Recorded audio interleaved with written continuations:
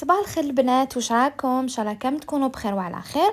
جبت لكم اليوم وصفه تاع لوبيا مشطو بصل وطوماطيش ولا اللحم بصل وطوماطيش باللوبيا مشطو. كل واحد واش يقولها، كاين يقولها لوبيا الخضراء.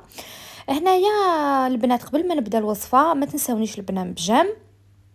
هنا درت شويه سمن شويه زيت ودرت اللحم تاعي وضفت البصل هنا مقطعته جوانح. شوفوا البنات السر تاع اللوبيا مشطو جواز ولا لحم بصل وطوماطيش باش يجيكم شباب ويجيكم مجمر هو التقليه.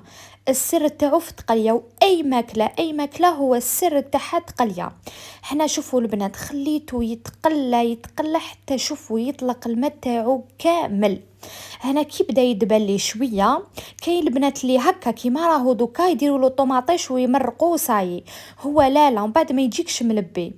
هو شوفوا البنات خلوه، شوفوا كيما راهو يزيد. انا خليته يعني نبدا نطيب على بكري ونقص له كامل النار ونخليه. وكيما شتوني في طيابي كامل انا لي زيبيس ما نديرهمش مع الاول حتى يبدا شغل تدخل التقليه شويه باش ندير لي زيبيس تاوعي. هنا درت ملح فلفل الكحل، درت حبه تاع طوماطيش بعد ما دبل لي البصل باش درتها، وزدت خليته البنات يتقلى.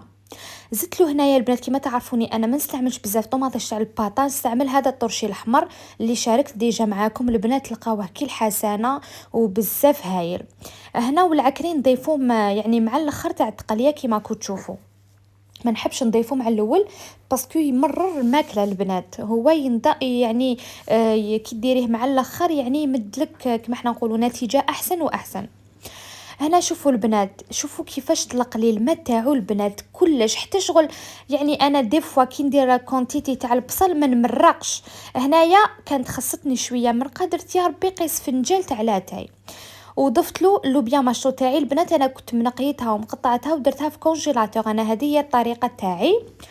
وغلقت على لا كوكوت تاعي. شوفوا البنات وكان تبعوا هذه الطريقه مام بالدجاج مام وحدها، يعني لا دجاج لا لحم تجيكم مجمره وتجي بزاف هايله. هنا غلقت على لا كوكوت تاعي بعد ما طاب لي اللحم وتجمرت لي مليح هذيك لا صوص تاعي. قدمتها. شوفوا البنات كيفاش تجي، يعني تجي خاطره تجي مجمره تجي روعه روعه يعني. وتقدروا تجربوها مع الدجاج وحدها نتوما واش راكو حابين. هذا هو الطبق تاعي البنات، ان شاء الله تعجبكم لا فيديو البنات. وما تنسونيش البنات بجام وكومنتير. والى اللقاء البنات في فيديو قادم ان شاء الله.